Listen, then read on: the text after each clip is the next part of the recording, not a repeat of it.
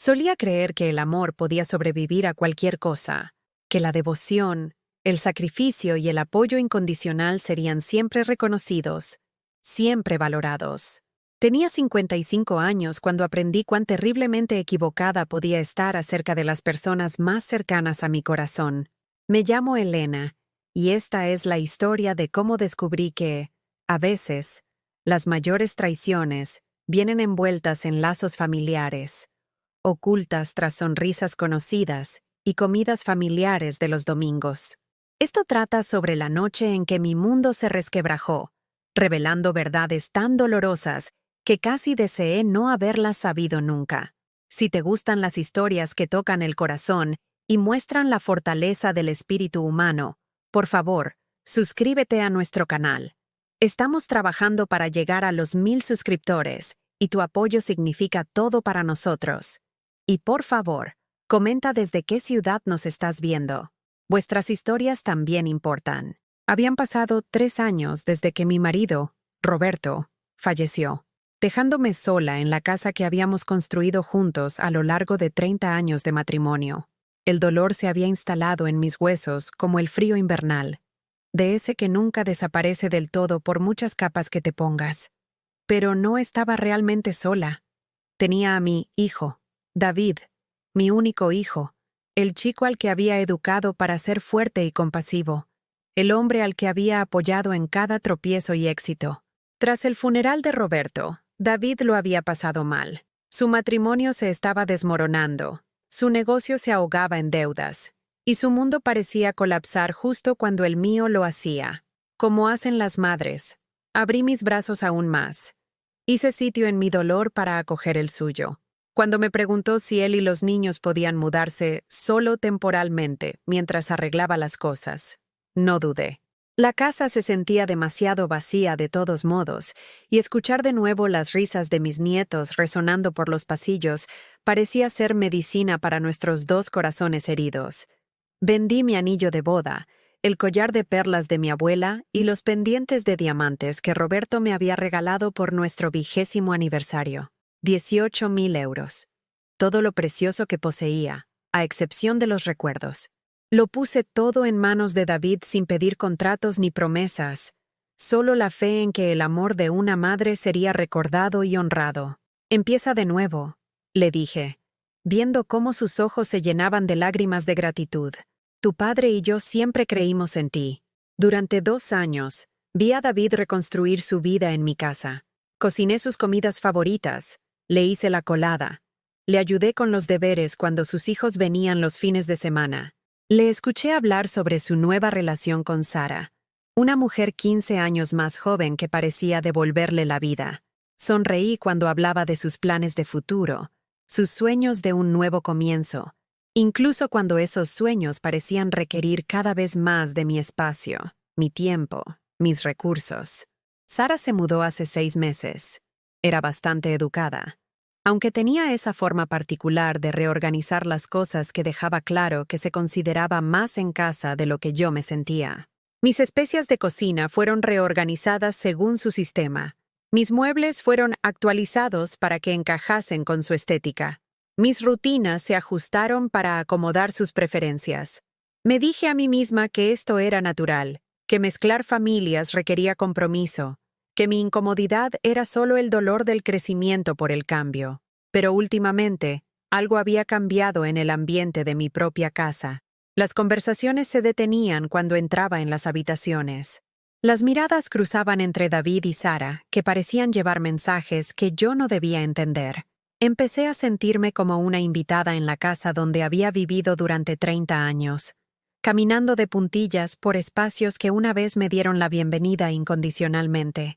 La noche en que todo cambió comenzó como cualquier otra. David y Sara habían salido a cenar con sus amigos, dejándome sola con el silencio y la televisión. Estaba en bata, preparándome para leer mi novela de misterio con una taza de té, cuando noté que David había dejado el cargador de su móvil enchufado en la pared cerca de mi sillón de lectura. Sin pensarlo mucho, lo desenchufé y lo dejé en la encimera de la cocina, donde seguro lo encontraría. Fue entonces cuando noté la luz de notificación parpadeando en mi tableta. esa que David me había ayudado a configurar la Navidad pasada, para que pudiera hacer videollamadas con mi hermana Carmen en Miami. La pantalla mostraba varias notificaciones de mensajes, lo cual me pareció extraño, ya que casi nadie tenía ese número excepto la familia. La cogí, pensando que tal vez mi hermana estaba intentando comunicarse conmigo, y vi algo que hizo que la sangre se me congelara en las venas. Los mensajes no eran para mí. De alguna manera, el móvil de David se había sincronizado con mi tableta, y yo estaba viendo sus mensajes de texto en tiempo real. La conversación activa estaba etiquetada como «familia sin mamá». Mis manos empezaron a temblar mientras miraba esas 4 palabras. Familia, sin, mamá. Los paréntesis lo hacían parecer casual, casi como algo secundario, como si excluirme de mi propia familia fuera tan natural que apenas requería explicación. Debería haber dejado la tableta. Debería haber respetado su privacidad. Debería haber avisado a David sobre el error de sincronización cuando regresara. Pero las madres que han dedicado sus vidas a sus hijos, que han sacrificado y apoyado y creído en el amor incondicional, no tienen esa clase de fuerza cuando se enfrentan a una exclusión deliberada de algo llamado familia. Toqué la pantalla y comencé a leer. El primer mensaje era de Sara, enviado justo 1 hora antes. La cena estuvo increíble. Qué bien poder hablar de nuestros planes sin tener que vigilar cada palabra. La respuesta de David llegó rápidamente. Lo sé, la quiero, pero tener que fingir que todo está bien es agotador. Mi corazón se detuvo. ¿Fingir que todo está bien? ¿Qué no estaba bien? ¿Qué estaba fingiendo? Sara de nuevo. ¿Cuánto tiempo crees que pasará antes de que podamos avanzar con todo? Pronto. Hablé con la inmobiliaria otra vez hoy. El mercado está bien, y esta casa se venderá rápido. Solo la ubicación nos dará un precio superior al de salida. Las palabras me golpearon como puñetazos físicos. Vender la casa. Mi casa. El hogar que Roberto y yo habíamos construido, donde habíamos criado a David, donde cada habitación guardaba recuerdos que eran todo lo que me quedaba de la vida que habíamos compartido. Estaban planeando vender mi casa.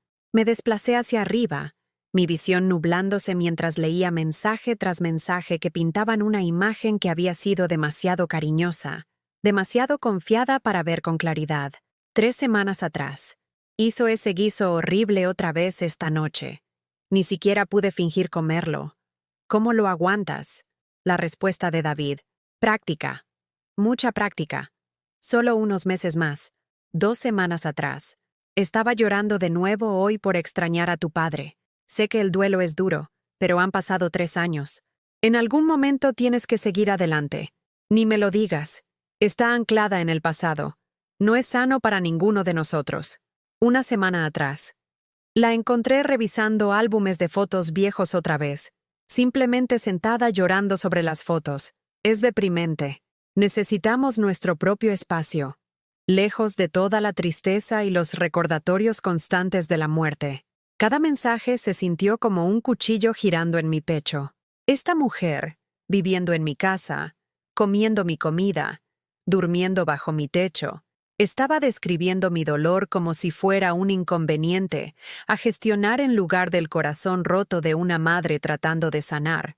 Pero las respuestas de David fueron lo que verdaderamente me destruyó. No defendiéndome, no explicando que el duelo no sigue plazos, no recordándole a Sara que esta era mi casa y mi pérdida. En su lugar, estaba de acuerdo con su valoración de que yo era el problema, de que mi luto era excesivo, de que mi presencia en mi propia vida era de alguna manera una carga para ellos. Me desplacé más, encontrando mensajes que se remontaban a meses. Un catálogo sistemático de quejas y burlas que revelaba cómo me veían realmente. Preguntó por los nietos otra vez hoy. Dejó caer indirectas sobre lo bonito que sería tener bebés en la casa. Dios, la presión.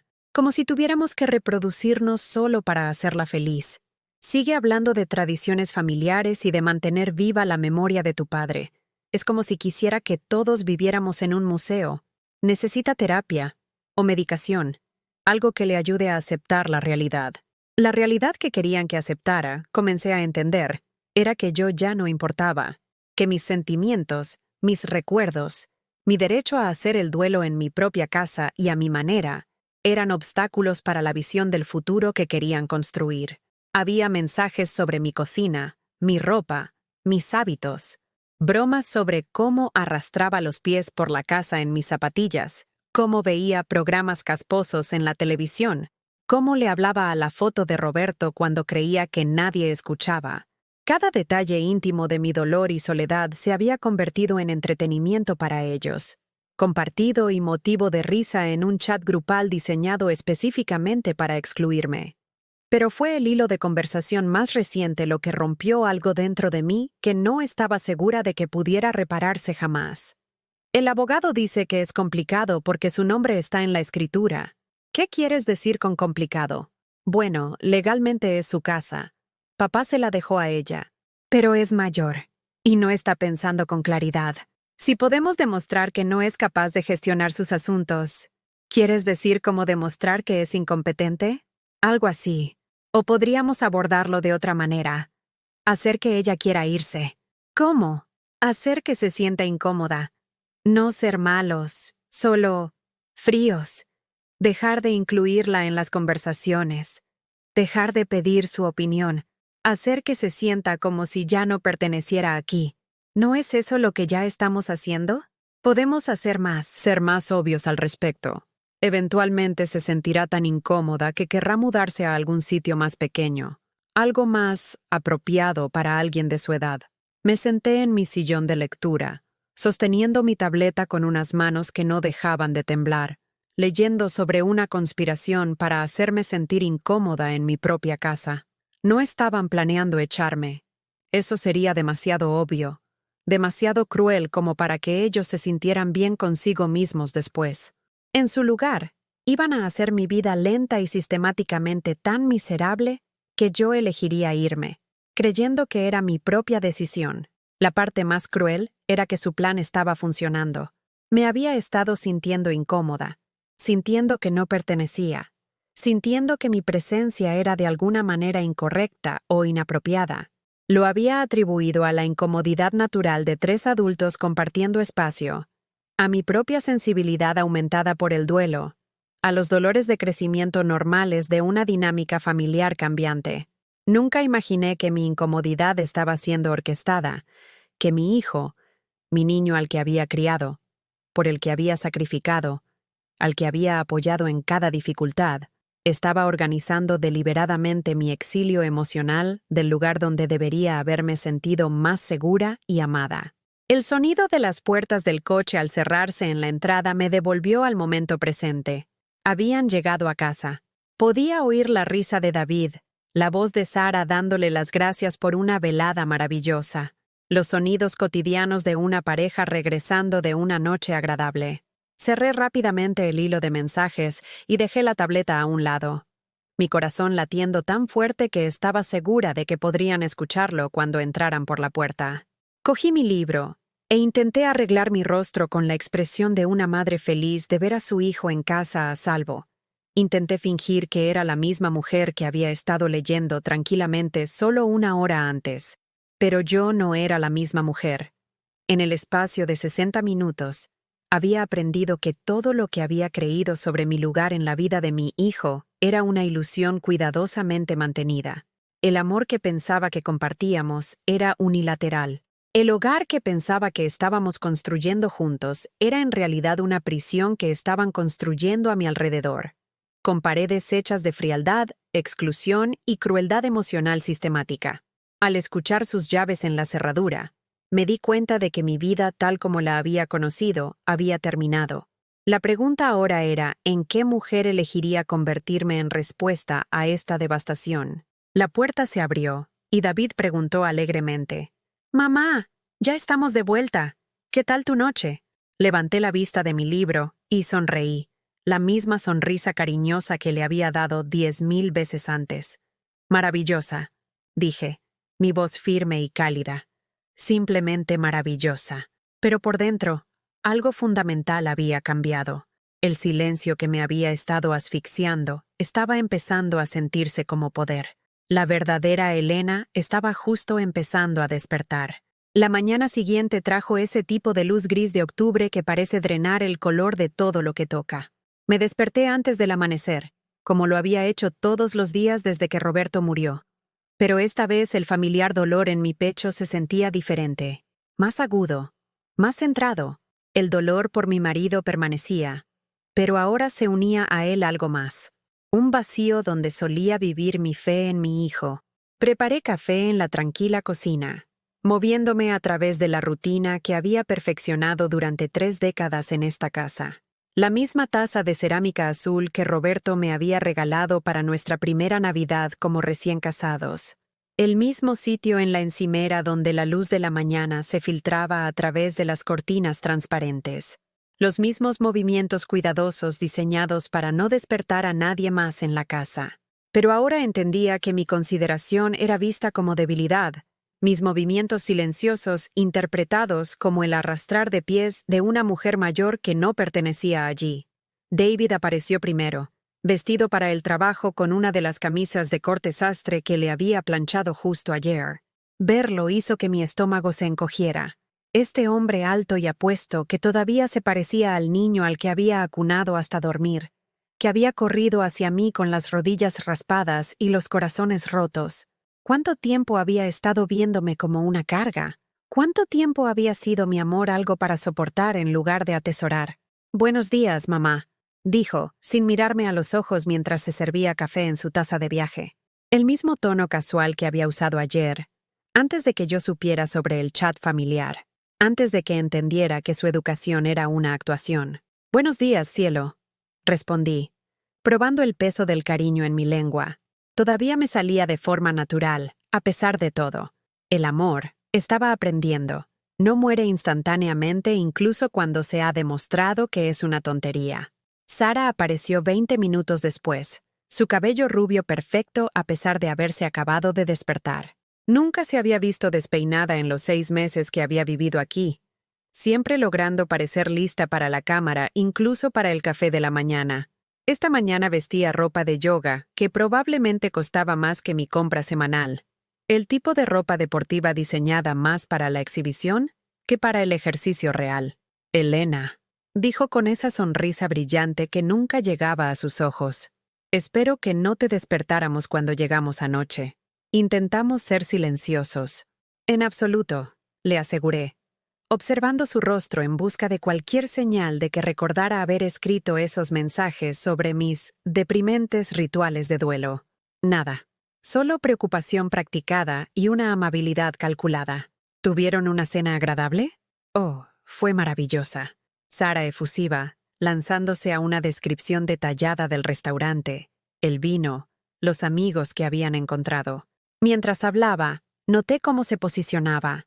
Siempre con David entre nosotras, siempre dirigiendo sus comentarios a él en lugar de a mí directamente.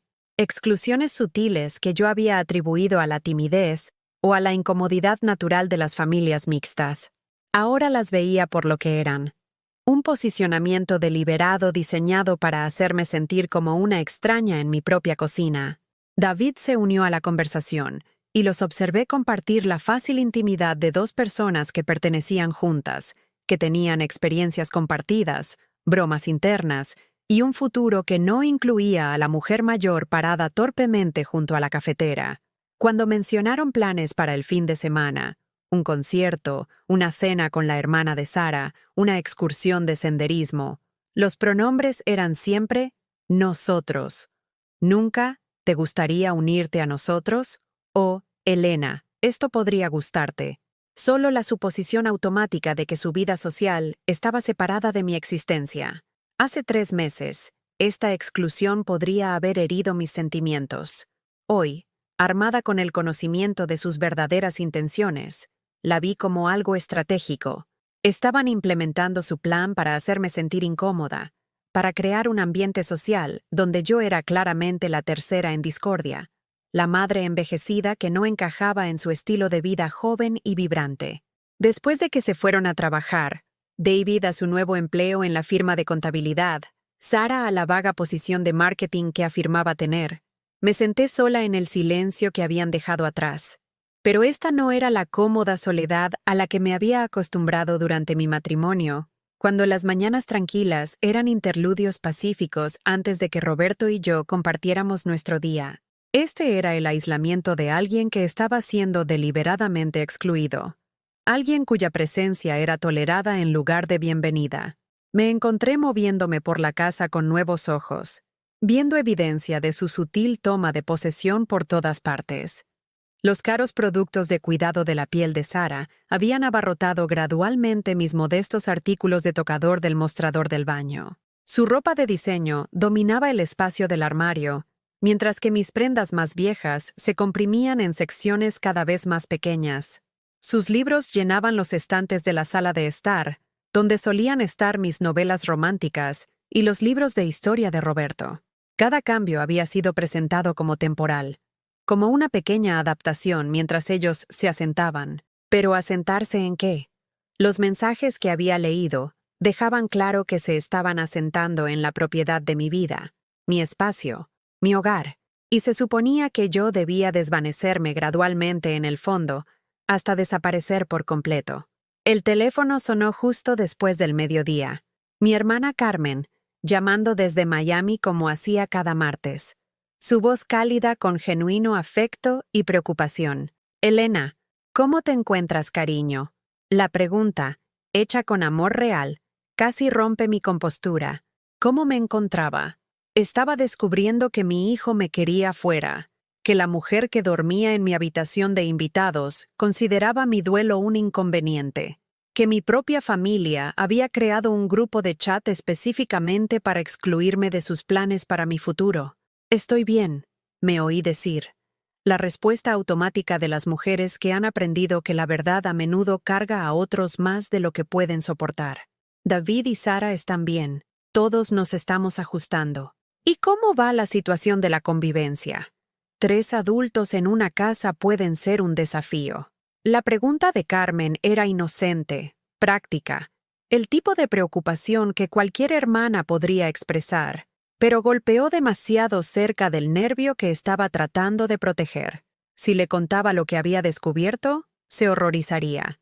Insistiría en que confrontara a David inmediatamente, exigiera explicaciones, luchara con la ira justa de alguien que me amaba incondicionalmente.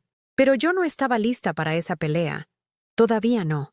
Necesitaba tiempo para pensar, para planificar, para comprender el alcance total de lo que estaba lidiando. Más importante aún, necesitaba estar segura de que cuando actuara, sería desde la fuerza en lugar de la emoción herida. «Es un ajuste», dije con cuidado. «Pero la familia es la familia». «Suenas cansada, Elena. ¿Estás descansando lo suficiente? ¿Estás cuidando de ti misma?». Las preguntas flotaron en el aire, cargadas con el tipo de preocupación amorosa que me hizo darme cuenta de cuánto tiempo había pasado desde que alguien en mi hogar inmediato había preguntado por mi bienestar. ¿Cuándo había dejado David de preguntar por mi salud, mi sueño, mi felicidad? ¿Cuándo se habían vuelto sus chequeos superficiales en lugar de genuinos? «Me lo tomo día a día», le dije a Carmen, lo cual era bastante cierto. Después de colgar, me senté con el teléfono en mi regazo, pensando en la diferencia entre la cálida preocupación de mi hermana y la cortesía clínica que recibía de mi hijo. Carmen preguntaba, porque genuinamente quería saber, porque mi bienestar le importaba independientemente de cómo afectara su propia vida. Las recientes preguntas de David, cuando ocurrían, tenían una cualidad diferente, como si estuviera monitorizando mi condición en lugar de preocuparse por mi comodidad. Esa tarde, decidí poner a prueba mis crecientes sospechas. Cuando David regresó del trabajo, lo encontré en la cocina con un genuino entusiasmo, como solía hacerlo cuando era joven, y cada día traía nuevas historias y aventuras. «¿Qué tal tu día, cielo? Cuéntamelo todo». Hizo una pausa, con la taza de café a mitad de camino de sus labios, sorprendido por mi enérgico interés. Por un momento, vi confusión destellar en su rostro, la expresión de alguien cogido desprevenido por un comportamiento que no encajaba con sus expectativas. «Estuvo bien, mamá. Solo cosas del trabajo. Nada emocionante». «Pero quiero saberlo», insistí, sentándome en la silla frente a él como lo había hecho cuando tenía 12 años, y estaba lleno de historias sobre la escuela, los amigos y los dramas diarios que parecían tan importantes entonces. ¿En qué proyectos estás trabajando? ¿Estás disfrutando de la nueva posición? ¿Son agradables tus colegas? La incomodidad en su postura era inconfundible ahora. Se movió en su silla, miró hacia las escaleras por donde Sara aparecería eventualmente, claramente deseando que esta conversación terminara rápida y naturalmente. De verdad, mamá, solo son aburridas cosas de contabilidad. No te interesarían. La desestimación fue suave pero completa. No te interesarían. Como si mi curiosidad sobre su vida fuera presuntuosa. Como si querer conectar con mi único hijo fuera de alguna manera inapropiado para una mujer de mi edad. Antes de que pudiera responder, la voz de Sara llamó desde arriba. «David, ¿podrías ayudarme con algo?» Se levantó inmediatamente, el alivio evidente en su rápido movimiento. «Claro que sí», respondió. Luego se giró hacia mí con una sonrisa de disculpa que no ocultaba del todo su ansia por escapar. «Lo siento, mamá. Sara necesita algo». Lo observé irse, notando cómo su simple petición tenía prioridad sobre nuestra conversación. Cómo respondía a su voz con una atención que ya no me daba a mí.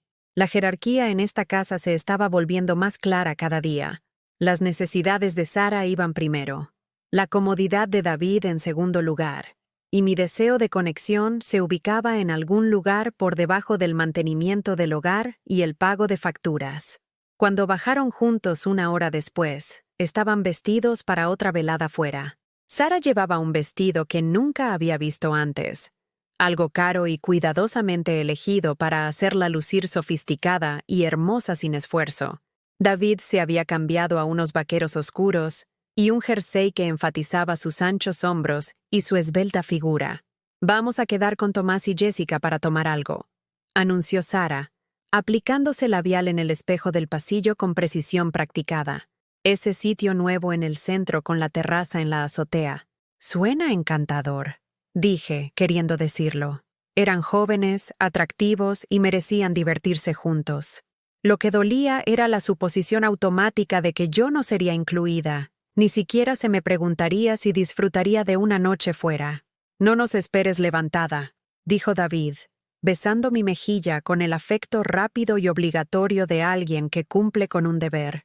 Podríamos llegar tarde. Después de que se fueron, me encontré de pie en el pasillo, mirando mi reflejo en el mismo espejo que Sara había usado. La mujer que me devolvía la mirada tenía 55 años, con hilos grises en su cabello castaño y líneas alrededor de sus ojos que hablaban de décadas pasadas sonriendo, preocupándose y amando. No era vieja, en realidad, pero tampoco era joven. Era simplemente una mujer en la mitad de su vida, lidiando con la pérdida, el cambio y la compleja dinámica de las relaciones familiares. Pero a los ojos de David y Sara, me di cuenta, ella era otra cosa completamente distinta. Un obstáculo, una carga, un problema que gestionar en lugar de una persona a la que amar. Esa noche, mientras me preparaba para acostarme en la casa que se sentía menos como un hogar con cada día que pasaba, tomé una decisión. Dejaría de intentar pertenecer a donde no era querida. Dejaría de buscar la inclusión de personas que ya habían decidido que yo era excedente a sus requisitos. En su lugar, observaría, escucharía, aprendería exactamente cuán profunda era esta traición y cuánto tiempo había estado gestándose. Y luego, cuando estuviera lista, cuando tuviera toda la información que necesitara, decidiría qué hacer con el conocimiento de que mi hijo, mi niño, mi corazón caminando fuera de mi cuerpo, había elegido verme como una enemiga en lugar de su madre. El silencio que me estaba asfixiando estaba a punto de convertirse en mi mayor arma. Pero primero, necesitaba entender exactamente contra qué estaba luchando. Los días que siguieron se fundieron en un patrón de pequeñas crueldades que podrían haber parecido insignificantes para un observador externo, pero que se acumulaban como cortes de papel en mi alma. Comencé a documentarlas mentalmente, catalogando cada desarrollo y exclusión con la atención metódica de alguien que construye un caso para su propia cordura. Jueves por la mañana. Sara reorganizó mi armario de especias mientras yo estaba en la compra, tirando la mitad de mis condimentos porque estaban pasados y reemplazándolos con costosas versiones ecológicas que yo no podía permitirme reponer. Cuando mencioné que algunas de esas especias tenían valor sentimental, regalos de vecinos, compras de viajes especiales con Roberto, ella se rió restándole importancia. Ay, Elena, no puedes guardarlo todo solo porque tenga recuerdos adjuntos. A veces tienes que soltar el pasado. Viernes por la noche. Preparé la comida favorita de David, el guiso de ternera que le había estado haciendo desde que tenía 10 años. Había pasado la tarde comprando los mejores ingredientes, dorando la carne con cuidado, dejándola cocer a fuego lento durante horas, hasta que la cocina se llenó de los ricos aromas de hogar y comodidad. Cuando se sentaron a comer, Sara tomó un bocado y arrugó la nariz. «Es tan pesado», dijo, apartando el cuenco. «Estoy intentando comer más ligero estos días. David, ¿tal vez deberíamos pedir esa ensalada de quinoa del sitio del centro?» David, que había estado disfrutando de su segundo plato justo momentos antes, dejó inmediatamente la cuchara. «Tienes razón, cariño. Esto es bastante denso». Me miró con lo que probablemente pensó que era amabilidad. «Mamá, ¿tal vez podrías probar algunas de esas recetas más saludables que Sara encontró online? Dicen que están muy ricas». Los miré fijamente a través de la mesa que había puesto con la vajilla de mi abuela, la que había guardado para ocasiones especiales y cenas familiares. El guiso se enfrió en sus cuencos abandonados mientras pedían 50 euros de ensalada para que se la trajeran, discutiendo los beneficios nutricionales de los granos ancestrales, como si yo no estuviera sentada justo allí, como si mi cocina no hubiera sostenido a David a través de enfermedades infantiles, estirones adolescentes y años universitarios sin un duro. Sábado por la tarde. Estaba leyendo en el salón cuando la hermana de Sara, Michelle, vino de visita. Me había encontrado con Michelle 2 veces antes, ambas brevemente, pero me levanté para saludarla cálidamente, ofreciéndole café y preguntándole por su nuevo trabajo. Los tres, David, Sara y Michelle, se sumergieron en una conversación sobre gente que no conocía, lugares en los que nunca había estado, experiencias que eran anteriores a mi inclusión en su círculo social. Intenté participar, haciendo preguntas amigables sobre los amigos mutuos que estaban discutiendo, pero cada pregunta fue recibida con el tipo de respuesta educada pero mínima reservada para extraños que charlan trivialmente. Después de 20 minutos de sentirme cada vez más incómoda, me excusé para preparar té, esperando que me invitaran a reunirme con ellos cuando regresara. Cuando volví, se habían trasladado al porche trasero, su conversación animada y llena de risas que podía escuchar a través de la ventana. El mensaje era claro. Mi presencia había sido el elemento incómodo del que habían necesitado escapar. Cena del domingo. Siempre cociné grandes comidas de domingo cuando David estaba creciendo. Tradiciones familiares que se centraban en la comida compartida y la conversación. Esta semana preparé pollo asado con todos sus acompañamientos, poniendo la mesa para 3 y cronometrando todo para que estuviera listo cuando regresaran de su excursión de senderismo por la tarde. Llegaron a casa riendo y enérgicos, las mejillas de Sara sonrojadas por el ejercicio y el aire fresco, el brazo de David alrededor de su cintura mientras compartían alguna broma de su día. Cuando vieron la elaborada comida esperándoles, sus expresiones cambiaron casi imperceptiblemente. «¡Ay, mamá!», dijo David, su voz llevando una nota de suave exasperación. «Comimos un gran almuerzo en ese nuevo café cerca del sendero. Realmente no tenemos hambre. Quizás podríamos simplemente tomar algo ligero más tarde», añadió Sara, ya moviéndose hacia las escaleras. «Necesito ducharme y ponerme al día con algo de trabajo». Me quedé de pie en mi comedor, mirando la mesa que había tardado 1 hora en poner, la comida que había preparado con amor y anticipación de tiempo compartido juntos. El pollo estaba dorado y perfecto, rodeado de verduras asadas y panecillos caseros que llenaban la cocina con el aroma de la comodidad y la tradición. «Por supuesto», dije, mi voz firme. «Lo entiendo. Habéis tenido un día completo». Desaparecieron escaleras arriba, y comí sola en la mesa puesta para 3, cada bocado sabiendo a rechazo. Más tarde, los escuché pidiendo pizza, sus voces flotando desde la antigua habitación de David mientras hacían planes para una noche de cine que no me incluía. El lunes por la mañana trajo una nueva novedad que cristalizó cuán completamente me habían borrado de sus planes futuros. Estaba regando las plantas en el porche delantero cuando un coche se detuvo en la entrada, y una mujer con traje de negocios salió llevando un portapapeles y una cámara. «Disculpe», llamó. «Soy Janet Morrison de Inmobiliaria Élite. Tengo una cita para hacer una evaluación preliminar de la propiedad». Mi corazón se detuvo. «Lo siento. Debe haber algún error. Esta casa no está en venta». Ella consultó su portapapeles, frunciendo el ceño. «David Morrison llamó la semana pasada para programar esto. Dijo que estaban considerando poner la propiedad en el mercado». El mundo se ladeó a mi alrededor. David había contactado con una inmobiliaria, sin decírmelo, sin discutirlo conmigo, sin reconocer que esta era mi casa, mi decisión, mi vida, lo que estaban tasando y evaluando como una mercancía a liquidar. «David no está en casa ahora mismo», logré decir. «¿Quizás podría reprogramar?» «Por supuesto. Lo llamaré para fijar una nueva hora. Hermosa propiedad, por cierto. Este barrio está muy solicitado ahora mismo. Debería obtener un valor excelente». Después de que se fue, me senté en los escalones de mi porche, mirando el jardín que Roberto y yo habíamos plantado juntos, el camino que habíamos reparado con nuestras propias manos, las ventanas por las que habíamos ahorrado y mejorado habitación por habitación a lo largo de décadas de matrimonio. Estaban poniendo precio a mis recuerdos, calculando el valor de mercado de mi vida.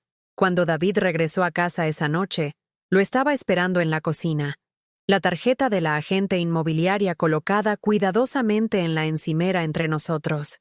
«Necesitamos hablar», dije simplemente. Vio la tarjeta inmediatamente, y por un momento, su compostura se deslizó. Vi culpa destellar en su rostro antes de que reorganizara sus rasgos en una expresión de explicación paciente, la mirada que usan los adultos cuando tratan con parientes ancianos confundidos. «Mamá, iba a hablar contigo sobre esto. Sara y yo hemos estado pensando que tal vez es hora de considerar tus opciones. Esta casa es bastante grande para una persona, y los costes de mantenimiento solo van a aumentar a medida que envejece». «No soy una sola persona», dije en voz baja. «Tú y Sara vivís aquí también». «Bueno, sí, pero eso es temporal. Estamos planeando conseguir nuestro propio lugar pronto, y luego estarás aquí sola. ¿No estarías más cómoda en un sitio más pequeño? Quizás una de esas agradables residencias para mayores con actividades y gente de tu edad. Gente de mi edad, como si 55 fuera anciano. Como si yo perteneciera a alguna instalación segregada, en lugar de en el hogar en el que había vivido durante 30 años. Como si la solución a su deseo por mi casa fuera convencerme de que sería más feliz en otro lugar. «David», dije, mi voz cuidadosamente controlada, «esta es mi casa. Tu padre me la dejó. No estoy lista para venderla ni mudarme a ningún otro sitio». Su mandíbula se tensó casi imperceptiblemente. «Por supuesto que es tu decisión, mamá. Solo estoy pensando en lo que podría ser mejor para ti a largo plazo. Financieramente, esta casa es probablemente tu mayor activo.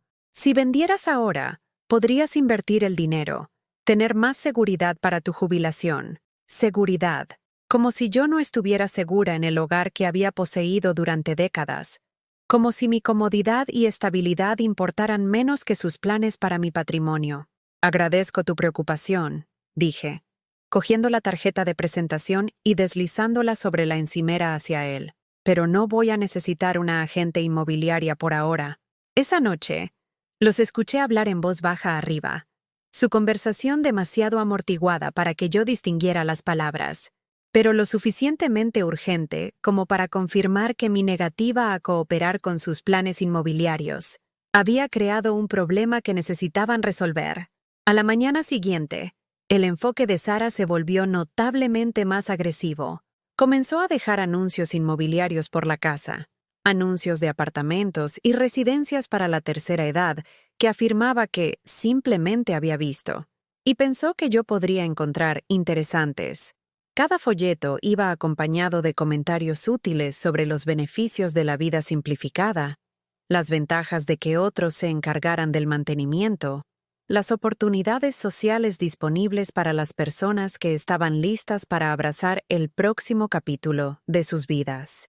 «Mira este sitio», dijo, extendiendo un folleto brillante sobre la encimera de la cocina, mientras yo intentaba beber mi café matutino en paz. «Tienen un club de lectura y clases de aeróbica acuático, y no tendrías que preocuparte por el trabajo de jardinería o las reparaciones o todo ese estrés de ser propietaria». La instalación en el folleto parecía bastante agradable. Edificios bien mantenidos, residentes mayores sonrientes participando en diversas actividades, promesas de seguridad, comunidad y cuidado. Pero no era mi hogar. No era la cocina donde le había enseñado a David a cocinar. El jardín donde Roberto y yo habíamos pasado tardes tranquilas planeando nuestra jubilación. El dormitorio donde habíamos susurrado nuestros sueños y miedos en la oscuridad. «Parece bonito», dije neutralmente, sin darle la satisfacción de una discusión, pero sin aceptar considerarlo tampoco. «Tal vez podríamos visitarlo este fin de semana», presionó Sara.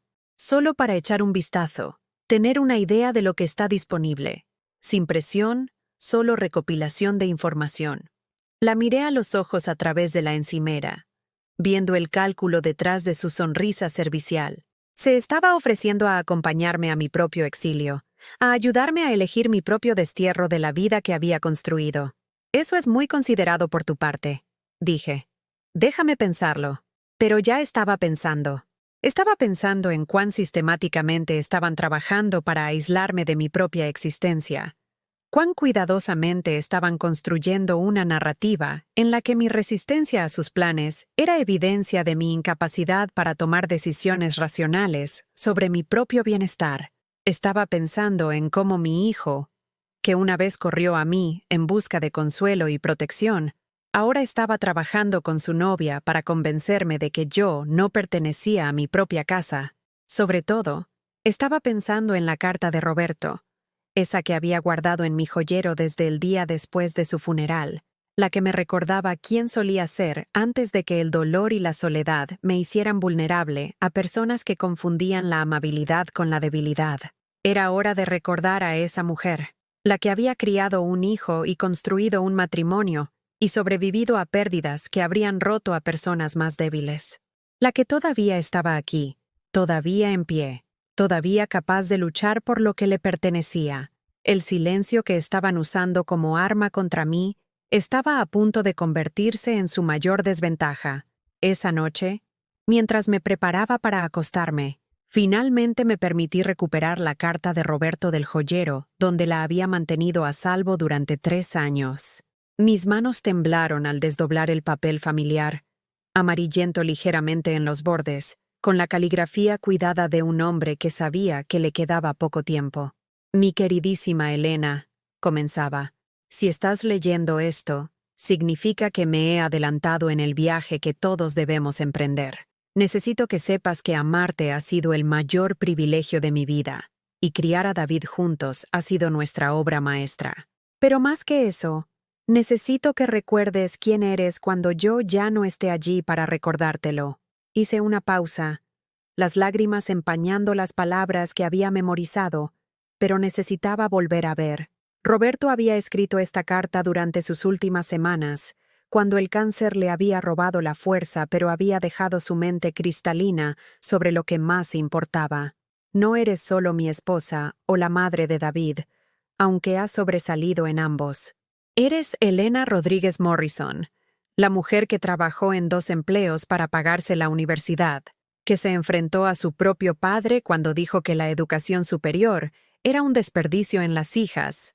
Eres la mujer que construyó una exitosa carrera en trabajo social antes de elegir centrarse en la familia, que nunca perdió su compasión por aquellos a quienes la sociedad ignora». La carta continuaba, recordándome fortalezas que había olvidado que poseía, de batallas que había ganado antes de que David naciera, antes de que mi identidad se envolviera tanto en cuidar de otros que perdí la pista de cuidarme a mí misma.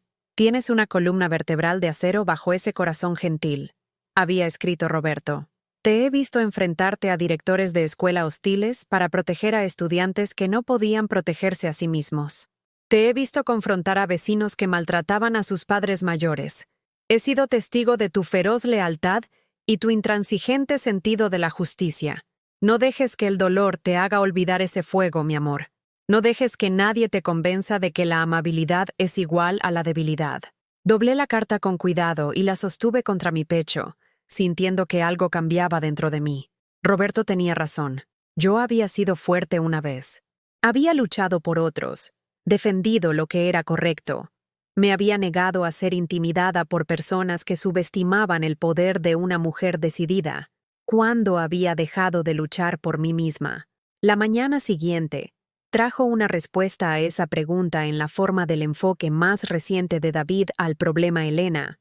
Estaba bebiendo café en la cocina, cuando se sentó frente a mí con la expresión seria que usaba para las conversaciones importantes. «Mamá, he estado pensando en lo que dijiste ayer sobre la casa. Quiero que sepas que respeto tus sentimientos y que no estoy tratando de presionarte para que hagas algo que no quieres». Esperé, sabiendo que venían palabras como «pero» y «sin embargo», que este era el preludio de una manipulación más sofisticada que la campaña de folletos de Sara. «Pero estoy preocupado por ti», continuó, su voz adoptando el tono preocupado de un hijo cariñoso. «Viviendo sola en esta gran casa, lidiando con todo el mantenimiento y la conservación. ¿Qué pasa si te caes por las escaleras? ¿Qué pasa si hay una emergencia y no hay nadie aquí para ayudarte?» Estaba pintando un cuadro de mí como frágil y vulnerable, una mujer cuya edad y circunstancias hacían que la vida independiente fuera peligrosa en lugar de digna. A los 55 años, me estaban recatalogando como anciana e incompetente, alguien que necesitaba protección contra su propio mal juicio. «Estoy sana, David», dije en voz baja. «No soy anciana ni estoy enferma. Soy perfectamente capaz de vivir en mi propia casa». «Claro que lo eres, ahora mismo», aceptó rápidamente. «Pero las cosas pueden cambiar muy rápido a tu edad. Mira a la señora Torres de al lado. Estaba bien hasta que tuvo ese derrame, y ahora está en un centro de asistencia. ¿No sería mejor hacer una transición mientras puedes hacerlo en tus propios términos?» A mi edad, tenía 55 años, no 85. Tenía décadas de vida saludable por delante, años de independencia, vitalidad y existencia significativa. Pero David ya estaba planeando mi declive. Ya estaba escribiendo la historia de mi obsolescencia como si fuera inevitable en lugar de conveniente para sus propósitos. «Creo que te estás anticipando a los problemas», dije. «Lidiaré con los problemas de salud si es que surgen». Su expresión se volvió más sincera, más preocupada. «Mamá, necesito decirte algo, y espero que no te molestes conmigo por decirlo. Sara y yo hemos notado algunos cambios en ti últimamente, cosas pequeñas, pero preocupantes. Mi sangre se heló. ¿Qué clase de cambios? Bueno, a veces pareces olvidadiza, como la semana pasada, cuando no podías recordar si habías tomado tus vitaminas, o cuando dejaste la estufa encendida después de hacer té. Y has estado más emocional, más sensible a cosas que no te habrían molestado antes. Cada ejemplo era real, pero retorcido para ser evidencia de declive mental en lugar de lo que realmente eran. Las respuestas normales de una mujer en duelo, lidiando con abuso emocional sistemático. Claro que estaba más olvidadiza, estaba deprimida y estresada. Claro que estaba más emocional, estaba siendo lentamente torturada por personas que amaba. Claro que parecía diferente. Estaba descubriendo que toda mi dinámica familiar era una mentira cuidadosamente construida. «Estoy de duelo, David», dije, luchando por mantener mi voz nivelada. «Es normal que las personas sean diferentes cuando están procesando una pérdida». «Lo sé, y entiendo que el duelo afecta a las personas de diferentes maneras. Pero han pasado 3 años, mamá. En algún momento, seguir viviendo en el pasado se vuelve insalubre para todos los involucrados». Ahí estaba, el plazo que habían decidido que era apropiado para mi curación, la fecha de caducidad que habían asignado a mi derecho a llorar a mi marido en mi propia casa. Aparentemente, 3 años eran suficientes para procesar la pérdida de un matrimonio de 30 años, suficiente para esperar que abrazara alegremente cualquier futuro que hubieran planeado para mí. «Quizás deberías hablar con alguien», continuó David suavemente. Un consejero o terapeuta que se especialice en ayudar a las personas a través de transiciones importantes de la vida. Alguien que pueda ayudarte a procesar estos sentimientos y a tomar decisiones sobre tu futuro desde un lugar más saludable. Ott estaba sugiriendo terapia como solución a mi resistencia a sus planes, implicando que cualquier profesional de la salud mental racional seguramente estaría de acuerdo en que una mujer de 55 años, que vive sola en una casa de 3 dormitorios, estaba tomando malas decisiones que necesitaban corrección. Lo consideraré, dije, aunque lo que realmente estaba considerando era cuán a fondo habían pensado en esta campaña para convencerme de que era incompetente para gestionar mi propia vida. Esa tarde, mientras David estaba en el trabajo y Sara en cualquier cita que la hubiera sacado de casa, hice algo que no había hecho en meses. Llamé a mi amiga Patricia, una mujer con la que había trabajado durante mis días de trabajo social, que había permanecido como una presencia constante a lo largo de los años incluso cuando nuestro contacto diario disminuyó. Elena. La voz de Patricia era cálida con placer genuino. Justo estaba pensando en ti. ¿Cómo te encuentras, cielo? La simple pregunta, hecha sin agenda ni manipulación, casi me rompe. Estoy luchando, Pat. Necesito hablar con alguien. Alguien que me conociera antes de convertirme solo en la madre de David y la viuda de Roberto. Ven ahora mismo, dijo inmediatamente. Haré café y hablaremos todo el tiempo que necesites. Patricia vivía en un soleado apartamento al otro lado de la ciudad, rodeada de los libros, el arte y los muebles cómodos de una mujer que había construido una vida centrada en sus propios intereses y relaciones. Escuchó sin juzgar mientras explicaba la situación. El grupo de chat familiar, la exclusión sistemática, la agente inmobiliaria, las preocupaciones de David sobre mi competencia mental. Te están manipulando psicológicamente. Gaslighting, dijo sin rodeos cuando terminé. Tácticas clásicas de manipulación diseñadas para hacerte cuestionar tus propias percepciones y juicio. Lo he visto en mi práctica docenas de veces. Miembros de la familia que quieren algo de un pariente mayor, así que socavan sistemáticamente la confianza de esa persona hasta que se vuelve sumisa. Escuchar mi situación descrita en términos clínicos fue tanto validante como aterrador. Pero David es mi hijo. Me quiere. ¿Por qué querría hacerme daño? Porque quiere tu casa, y se ha convencido a sí mismo de que conseguirla es de alguna manera en tu mejor interés, dijo Patricia. La gente es increíblemente buena racionalizando el comportamiento egoísta cuando les beneficia. Probablemente él cree genuinamente que te está ayudando al presionarte para que te mudes. Ella tenía razón, y yo lo sabía. David siempre había sido hábil para reencuadrar sus deseos como imperativos morales, para convencerse a sí mismo y a otros de que lo que él quería era en realidad lo que todos necesitaban. ¿Qué debo hacer?, pregunté. Luchar, dijo Patricia sin dudar, pero luchar de forma inteligente. Documenta todo. Guarda esos mensajes de texto. Mantén registros de su comportamiento. Consigue copias de todos tus documentos legales. Y por el amor de Dios, Elena, recuerda quién eres. No eres una anciana indefensa que necesita ser gestionada. Eres una mujer fuerte e inteligente que ha sido temporalmente desequilibrada por el dolor y la traición. Cuando regresé a casa esa noche, encontré a David y Sara en la cocina, rodeados de envases de comida para llevar y anuncios inmobiliarios esparcidos sobre la encimera como planes de batalla. Levantaron la vista cuando entré, sus expresiones cambiando de una discusión animada a una neutralidad cuidadosa. ¿Qué tal tu día, mamá?, preguntó David, pero su atención ya estaba volviendo a los papeles frente a él. Productivo, dije, notando cómo se habían acomodado en mi cocina, comiendo comida que habían pedido, haciendo planes que afectaban mi vida sin incluirme en la conversación. Sara levantó uno de los folletos. Encontramos este sitio increíble a unos 20 minutos de aquí. No es una residencia tradicional. Son más bien apartamentos diseñados para personas que quieren simplificar sus vidas. Adultos activos, lo llaman. Las comodidades parecen increíbles. Adultos activos. Otro eufemismo para personas de mediana edad siendo almacenadas lejos de las vidas que habían construido, las propiedades que habían ganado, los hogares que habían elegido llamar propios. ¡Qué bien! dije sin comprometerme, pasando junto a ellos para servirme un vaso de agua. ¿Te gustaría ir a verlo este fin de semana?, preguntó David. ¿Solo para ver qué está disponible? ¿Cómo son las opciones? Me giré para enfrentarlos. Estas dos personas que estaban desmantelando sistemáticamente mi vida, mientras se convencían a sí mismos de que me estaban ayudando.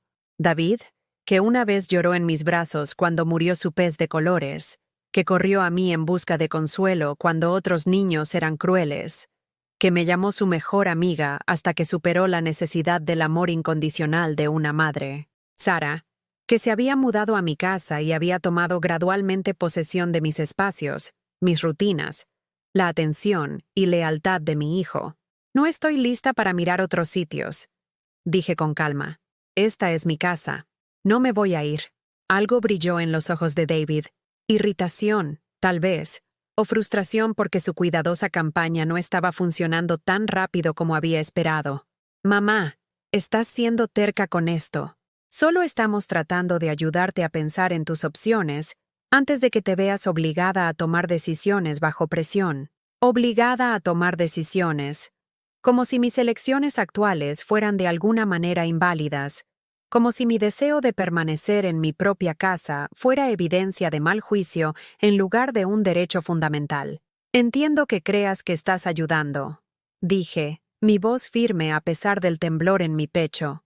Pero necesito que dejéis de intentar resolver un problema que no existe. No voy a ninguna parte. Esa noche, me acosté escuchando sus voces flotando desde arriba, susurros urgentes que llevaban la frustración de personas cuyos planes estaban siendo frustrados por un sujeto poco cooperativo. No podía distinguir las palabras, pero el tono era claro. Estaban haciendo estrategias, planeando su próximo enfoque al obstáculo en el que me había convertido. Pero por primera vez en meses, no tenía miedo de su planificación, estaba lista para ella, porque mañana comenzaría a implementar planes propios, planes que no verían venir porque habían cometido el error crucial de subestimar a una mujer que habían decidido que estaba rota. Todavía tenía algo que habían pasado por alto, algo que habían olvidado tener en cuenta en su cuidadosa campaña para sacarme de mi propia vida. Todavía tenía la verdad.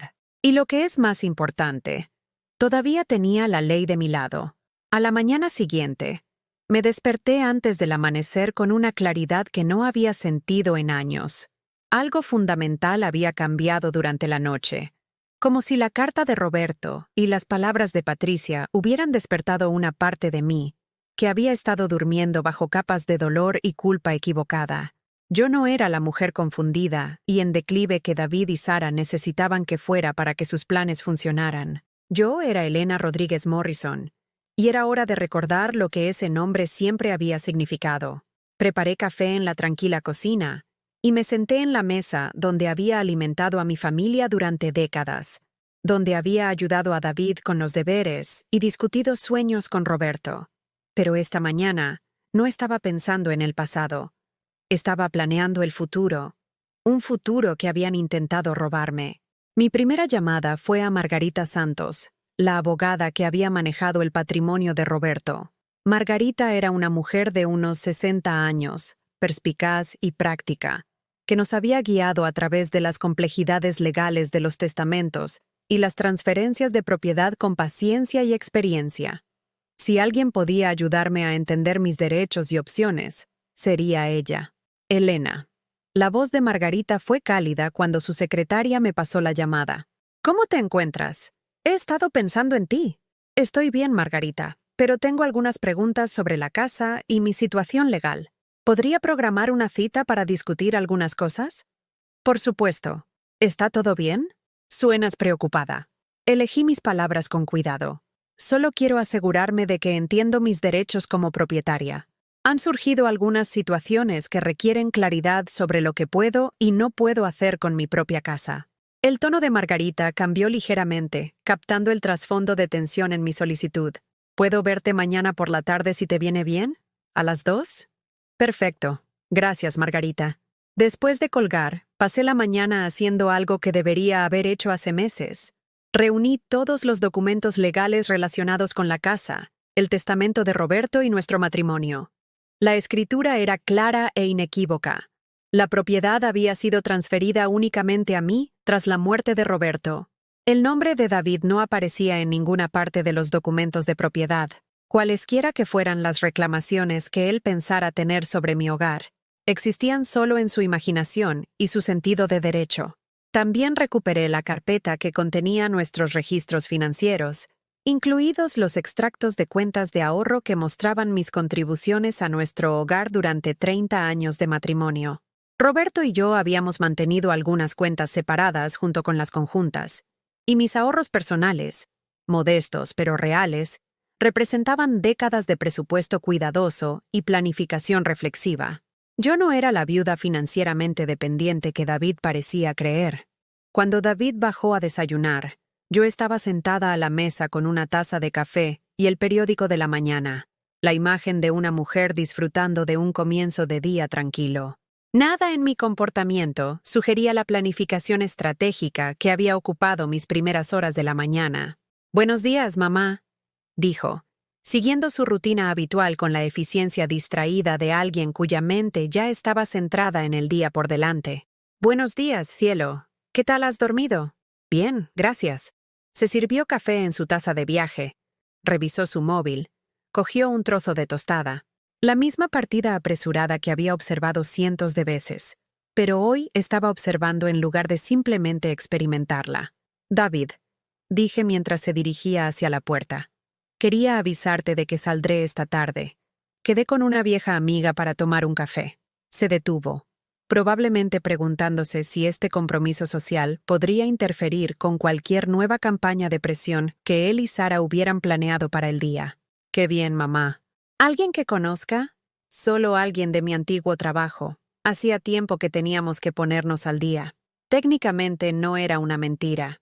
Margarita había estado involucrada en asuntos legales relacionados con los beneficios de jubilación de mi antiguo lugar de trabajo. Pero tampoco era toda la verdad, y descubrí que no sentía culpa alguna por retener información a alguien que me había estado engañando sistemáticamente durante meses. Después de que David se fue a trabajar, Sara salió de arriba con su atuendo de entrenamiento cuidadosamente coordinado, luciendo fresca y enérgica, a pesar de la noche tardía que los había oído tener. Se movió por la cocina con la confianza familiar de alguien que consideraba este espacio suyo, preparando su elaborado batido de desayuno con ingredientes que ocupaban la mitad de la nevera. «Elena», dijo, sin mirarme a los ojos mientras operaba la cara batidora que David le había comprado. «Espero que pienses en lo que dijo David ayer, sobre mirar algunas de esas residencias que encontramos. Realmente creo que te gustarían los aspectos sociales. Podría ser bueno para ti estar cerca de gente que entiende por lo que estás pasando. Gente que entiende. Como si mis experiencias fueran tan extrañas, tan específicas a mi edad y circunstancias, que solo otras mujeres de mediana edad desplazadas pudieran comprenderlas. Como si mis sentimientos y perspectivas fueran de alguna manera inválidos en el mundo más amplio donde la gente más joven vivía sus vidas importantes. «Agradezco tu preocupación», dije, usando el mismo tono que una vez empleé con clientes difíciles que necesitaban una redirección suave en lugar de una confrontación. «Estoy bastante contenta con mi situación social actual». Algo brilló en el rostro de Sara. Sorpresa, tal vez, ante mi tranquila negativa a involucrarme con sus serviciales sugerencias. Estaba acostumbrada a mi cortés consideración de sus ideas, mi disposición a discutir opciones, incluso cuando no tenía intención de seguirlas. «Bueno», dijo, volviendo a su batido con un poco más de fuerza de lo necesario. «Simplemente creo que es importante estar abierta a nuevas experiencias. A veces nos resistimos al cambio porque tenemos miedo, no porque sea realmente malo para nosotros». La psicología era amateur, pero reveladora. Yo estaba resistiendo porque tenía miedo, no porque estuviera defendiendo mi legítimo derecho a vivir en mi propia casa. Mi renuencia a abrazar su visión de mi futuro era evidencia de debilidad de carácter en lugar de fuerza de convicción. «Probablemente tienes razón», dije de acuerdo. «El miedo ciertamente puede nublar el juicio». Salí de la casa esa tarde con la satisfacción de una mujer que tenía trabajo que hacer y la competencia para hacerlo bien. La oficina de Margarita estaba en un edificio profesional en el centro, rodeada del tipo de actividad decidida que había echado de menos durante mis meses de aislamiento doméstico.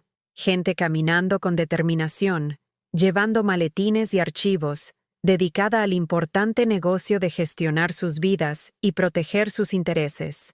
Margarita me recibió con la calidez de alguien que había guiado a nuestra familia a través de un difícil terreno legal y entendía el peso emocional que a menudo acompañaba a las decisiones prácticas.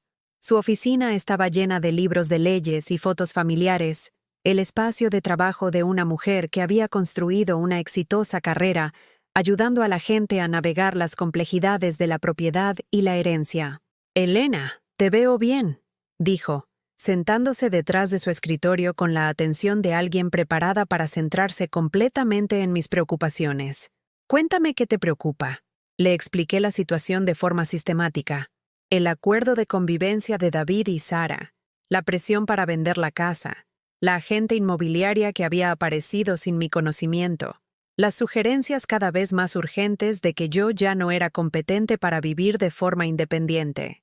Margarita escuchó sin interrupción, ocasionalmente tomando notas, su expresión volviéndose más seria a medida que el alcance del problema se hacía claro. «Permíteme ser muy directa», dijo cuando terminé. «Tú eres la única dueña de esta casa. Nadie, ni tu hijo, ni su novia, ni nadie más, tiene ninguna reclamación legal sobre ella, ni ningún derecho a presionarte para que la vendas. El hecho de que David contactara a una inmobiliaria sin tu permiso es preocupante, pero no legalmente problemático, a menos que realmente intente poner la propiedad en venta o falsifique tu firma en documentos». El alivio fue inmediato y abrumador. «¿Así que tengo derecho a decirles que dejen de presionarme? Tienes derecho a decirles que se vayan», dijo Margarita sin rodeos. «Este es tu hogar, Elena. Puedes establecer los acuerdos de convivencia que elijas, con las condiciones que consideres apropiadas.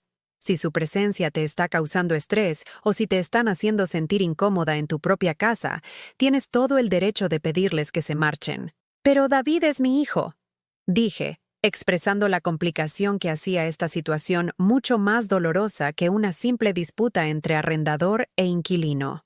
«Entiendo la complejidad emocional», dijo Margarita amablemente, «pero legalmente, su relación contigo no le otorga derechos especiales sobre tu propiedad. En todo caso, el hecho de que sea tu hijo hace que su comportamiento sea más preocupante, no menos». Sacó un bloc de notas legal y comenzó a escribir. «Voy a preparar un documento simple que reafirma tu propiedad de la vivienda y tu derecho exclusivo a tomar decisiones sobre su uso y disposición. No será necesario a menos que la presión aumente, pero tenerlo disponible podría darte confianza para mantener tu posición.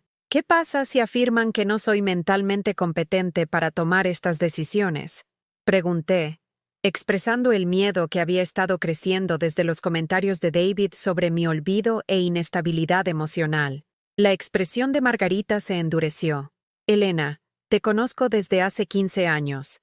Te he visto manejar complejas decisiones financieras y legales con inteligencia y cuidado. Eres claramente competente para gestionar tus propios asuntos. Si alguien intentara desafiar eso, necesitaría pruebas médicas sustanciales.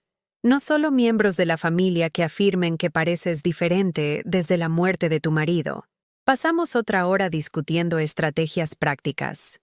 Documentar cualquier futura presión o manipulación, mantener registros de mi independencia financiera, entender los pasos legales requeridos si decidía formalizar su partida de mi hogar. Cuando salí de la oficina de Margarita, no solo llevaba documentos legales, sino algo más valioso.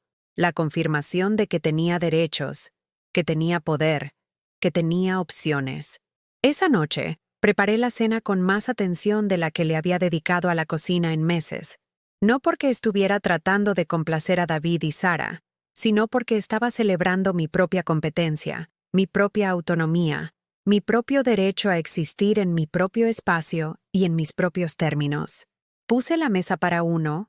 Abrí una botella de vino que Roberto y yo habíamos estado guardando para una ocasión especial, y comí mi cena en pacífica soledad, mientras ellos asistían a otra función social que no me incluía. Por primera vez en meses, su ausencia se sintió como alivio en lugar de rechazo.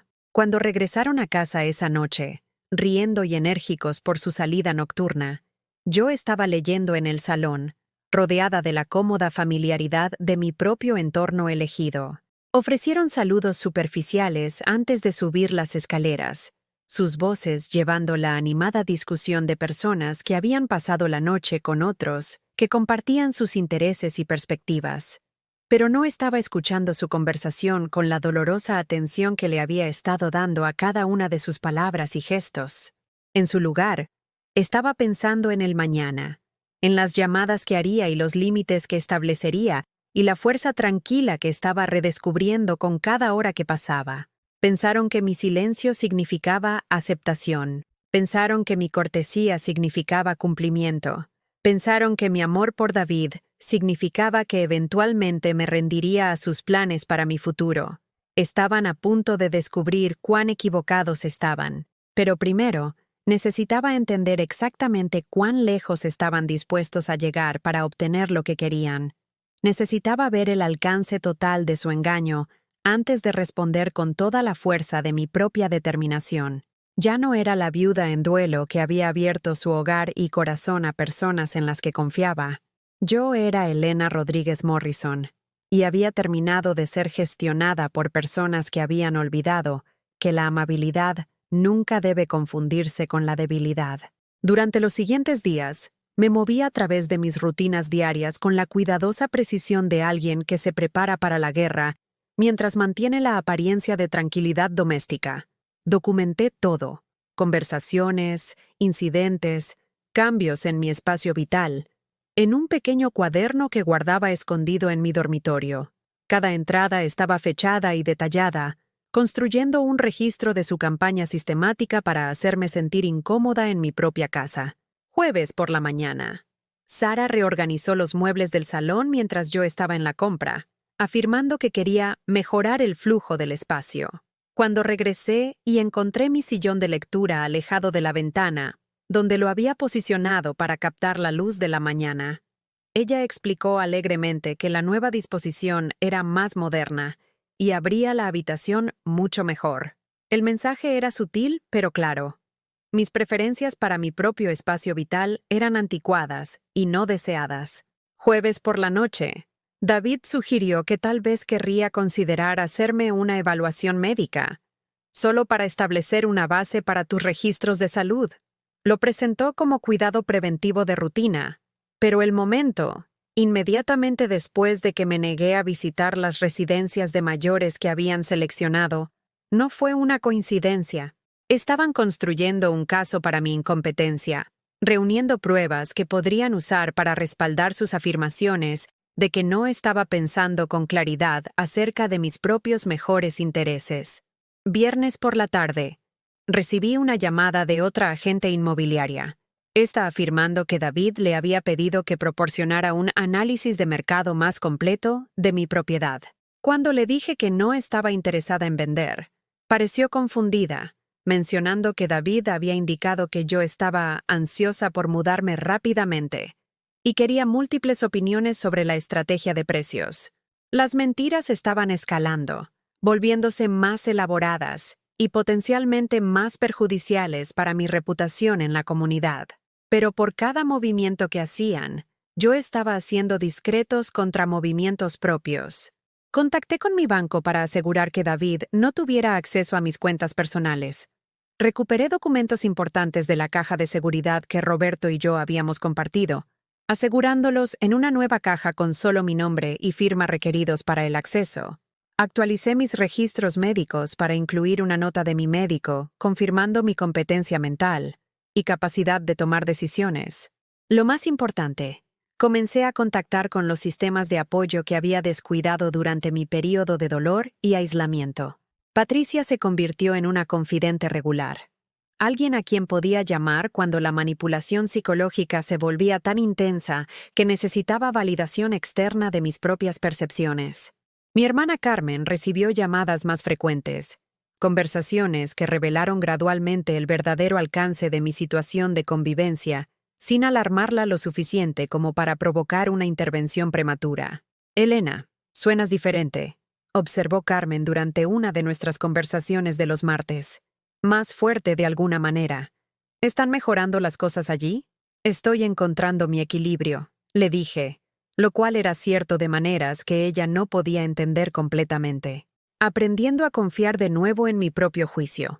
El sábado trajo un nuevo desarrollo que reveló cuán lejos estaban dispuestos a llegar David y Sara para lograr sus objetivos.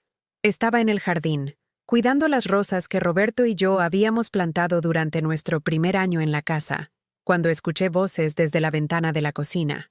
David estaba al teléfono, su tono urgente y preocupado. «Estoy realmente preocupado por ella», estaba diciendo. Se está volviendo más aislada, más resistente a las sugerencias sobre su salud y seguridad. Ayer me acusó de intentar manipularla cuando mencioné la evaluación médica. Es como si se estuviera volviendo paranoica. Paranoica. La palabra me golpeó como un impacto físico. Estaba describiendo mi conciencia de su engaño como evidencia de enfermedad mental, reencuadrando mis justificadas sospechas como síntomas de declive psicológico. «Sé que es difícil de aceptar», continuó David, «pero creo que estamos llegando al punto en que alguien necesita intervenir. Ya no está tomando decisiones racionales sobre su propio bienestar». Me acerqué a la ventana, con cuidado de permanecer oculta mientras me esforzaba por escuchar más de esta conversación que aparentemente era sobre mi competencia mental. «La casa se está convirtiendo en un problema de seguridad», siguió David. «Dejó la estufa encendida 2 veces la semana pasada y la encontré llorando sobre viejos álbumes de fotos de nuevo. Doctora Navarro, sé que no puede discutir pacientes sin su consentimiento, pero como su hijo, necesito saber si hay recursos disponibles para familias que lidian con parientes mayores que no aceptan ayuda. Doctora Navarro, mi propia médico, a quien David estaba llamando sin mi conocimiento o permiso, intentando acumular munición para su campaña para demostrar que era incompetente. La violación fue impresionante. Mi propio hijo estaba tratando de manipular mi atención médica para apoyar sus planes para mi propiedad. Entiendo que no puede compartir información específica, dijo David, pero hipotéticamente, ¿cuál sería el proceso para que alguien fuera evaluado si su familia estuviera preocupada por su capacidad para vivir de forma independiente? Me quedé paralizada entre mis rosas, escuchando a mi hijo, el chico que había llevado en mi cuerpo, cuidado a través de enfermedades, animado a través de logros, discutir los procedimientos legales para que se me declarara incompetente. No solo estaba planeando tomar mi casa, estaba planeando tomar mi autonomía, mi dignidad, mi derecho básico a tomar decisiones sobre mi propia vida. Cuando la llamada terminó, permanecí en el jardín durante otra hora, no porque necesitara más tiempo con las rosas, sino porque necesitaba procesar la enormidad de lo que había escuchado. Esto ya no se trataba solo de bienes inmuebles o acuerdos de convivencia. Esto se trataba de un ataque fundamental a mi persona, un intento de reducirme de un adulto competente a un dependiente gestionado cuyas elecciones podían ser anuladas por otros. Esa noche, David se acercó a mí con lo que probablemente pensó que era una sutil preocupación. «Mamá, estaba pensando que podría ser bueno para ti hacerte un chequeo con la doctora Navarro. Ha pasado un tiempo desde tu última cita, y a tu edad, el seguimiento regular es importante». Lo miré a los ojos a través de la encimera de la cocina, viéndolo claramente quizás por primera vez en meses. Este hombre apuesto y seguro que hablaba con tanta aparente preocupación estaba trabajando activamente para destruir mi independencia. Detrás de su expresión preocupada había cálculo, estrategia, manipulación refinada a lo largo de años de práctica. «Me siento bien, David», dije con calma. «Si tengo preocupaciones de salud, soy perfectamente capaz de programar mis propias citas médicas». «Claro que lo eres», aceptó rápidamente. «Solo pensé que podría ser útil tener una opinión profesional sobre cómo estás. A veces no vemos cambios en nosotros mismos que son obvios para otros. Cambios que son obvios para otros. Más evidencia de mi supuesto declive, más razones por las cuales mi propia evaluación de mi condición no podía ser confiada». «Agradezco tu preocupación», dije, usando la frase que se había convertido en mi respuesta estándar a sus serviciales sugerencias. Lo consideraré. Pero había terminado de considerar sus sugerencias. Estaba lista para empezar a hacer mis propias demandas. La mañana del domingo trajo la oportunidad que había estado esperando. David y Sara se fueron temprano para una excursión de senderismo, planeando estar fuera la mayor parte del día. Finalmente, tuve la casa para mí sola y la privacidad para hacer las llamadas telefónicas que había estado planeando. Mi primera llamada fue a la consulta de la doctora Navarro, solicitando una cita inmediata para discutir mis registros médicos y establecer límites claros sobre quién podía y no podía acceder a la información sobre mi salud.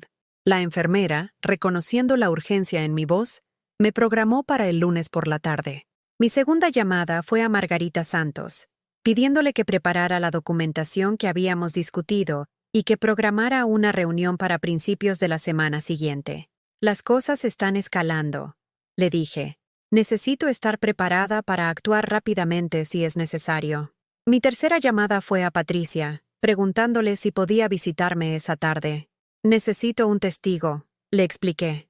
Alguien que pueda observar mi estado mental y comportamiento de forma independiente, en caso de que alguien intente afirmar que no soy competente para tomar mis propias decisiones.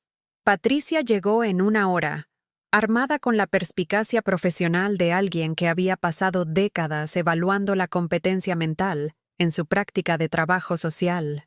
Escuchó atentamente mientras explicaba la escalada de la campaña de presión, el contacto no autorizado con mi médico, la creciente urgencia de sus esfuerzos para demostrar que estaba en declive.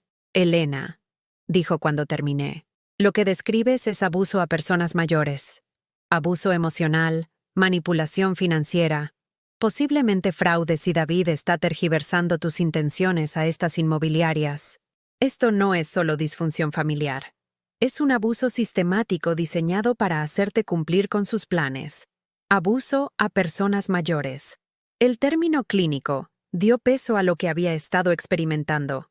Validación de que mis sentimientos de violación y manipulación se basaban en la realidad en lugar de en la hipersensibilidad o la paranoia. ¿Qué debo hacer?, pregunté. Documenta todo, que ya lo estás haciendo. Establece tu competencia médica y legalmente en lo que estás trabajando.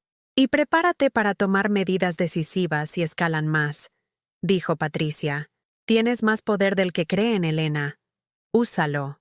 Esa noche, cuando David y Sara regresaron de su excursión, enérgicos y felices por su día en la naturaleza, yo estaba esperando en el salón con té y el periódico del domingo, la imagen de una mujer disfrutando de una tarde tranquila en casa. ¿Qué tal tu día, mamá?, preguntó David, sentándose en la silla frente a mí con la actitud relajada de alguien que pensaba que sus planes estaban avanzando sin problemas. Maravilloso, dije, y lo dije en serio. Muy productivo. Sara se unió a nosotros, todavía radiante por el ejercicio y el aire fresco, su cabello rubio recogido en una coleta que la hacía parecer más joven que sus 35 años. Elena, encontré el centro de bienestar más increíble en nuestro camino hoy. Está diseñado específicamente para mujeres que atraviesan transiciones importantes en la vida. Tienen terapia de duelo, clases de meditación, todo tipo de servicios de apoyo. Te recogí un folleto. Me entregó un folleto brillante que anunciaba un centro de tratamiento residencial para personas que luchan contra la depresión, la ansiedad y los trastornos de adaptación. El marketing era sofisticado, enfatizando la curación y la renovación y los beneficios del apoyo profesional durante los momentos difíciles. Pero lo reconocí por lo que era: otro paso en su campaña para demostrar que necesitaba atención institucional.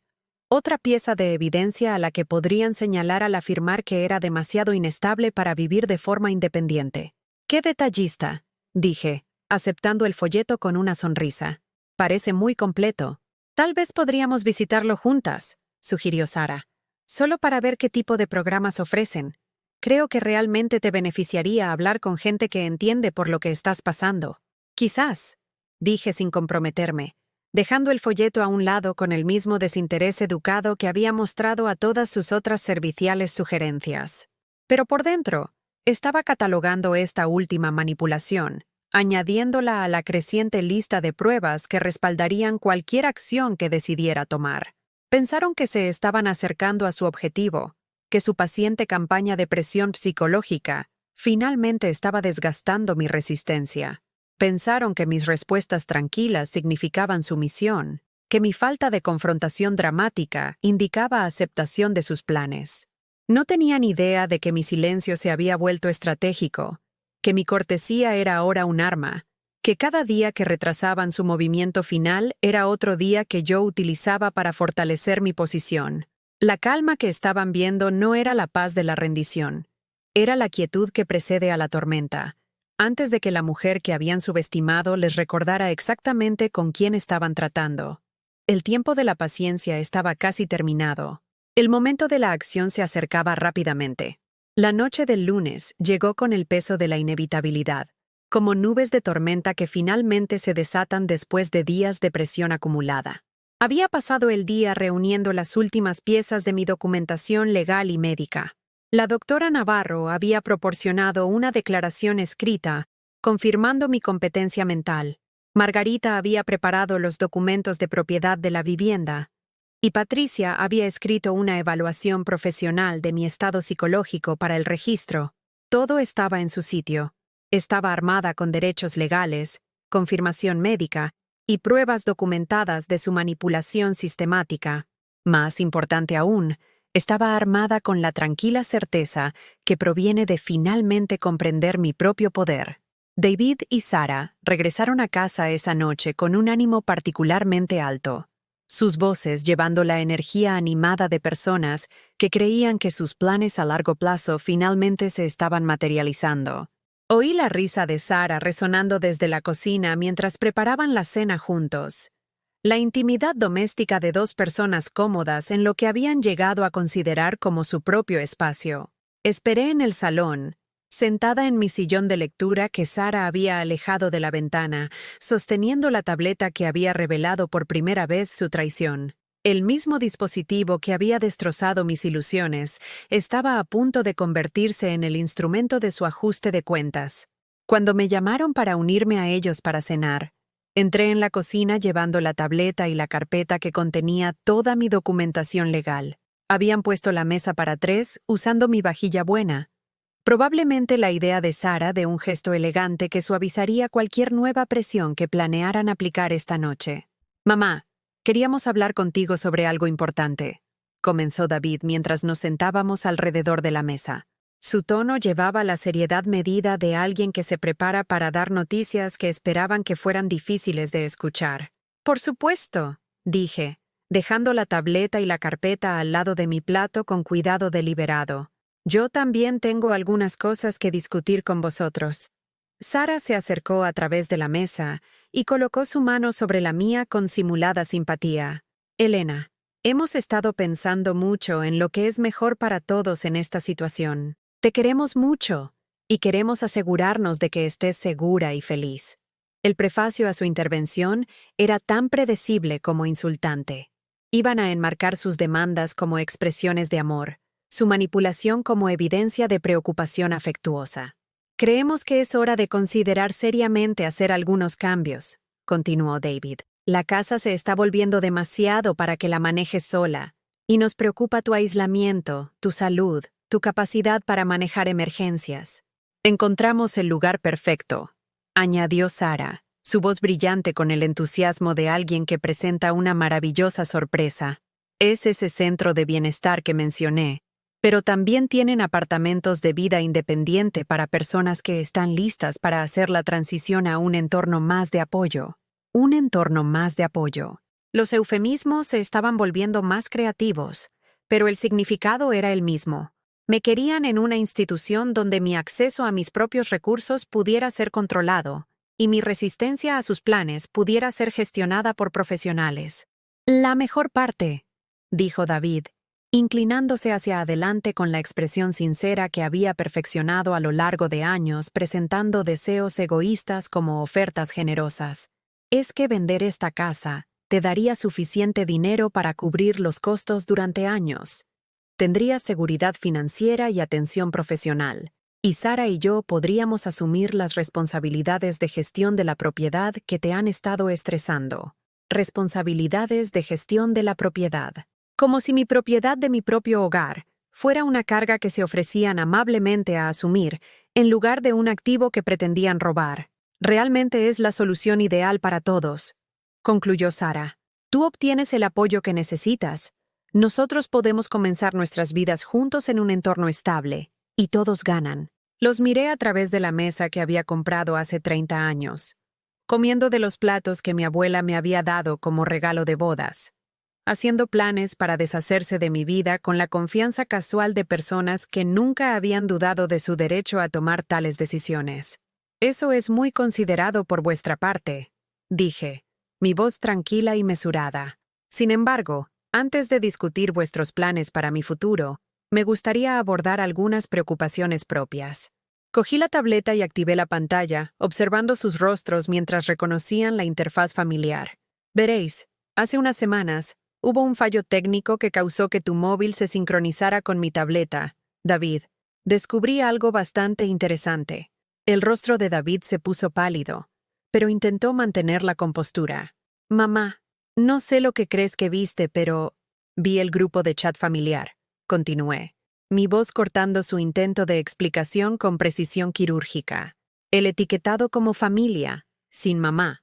Leí cada mensaje, cada broma sobre mi cocina, cada queja sobre mi duelo, cada discusión sobre vuestros planes para vender mi casa sin mi conocimiento o consentimiento. La mano de Sara voló a su boca, su fachada cuidadosamente mantenida resquebrajándose para revelar el pánico debajo. David me miró como si me hubiera convertido en una persona completamente diferente, alguien a quien no reconocía y no podía predecir. Disfruté particularmente las discusiones estratégicas sobre cómo hacerme sentir incómoda en mi propia casa. Continué, abriendo las capturas de pantalla que había guardado como prueba. Los planes para demostrar mi incompetencia, el contacto no autorizado con mi médico, las mentiras que dijisteis a los agentes inmobiliarios sobre mi supuesta ansia por vender.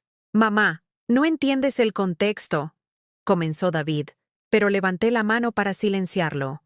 Entiendo perfectamente, dije. Entiendo que mi hijo, a quien crié, apoyé y amé incondicionalmente, decidió que mi dolor era un inconveniente, y mi existencia continuada en mi propia casa era un obstáculo para sus planes de futuro.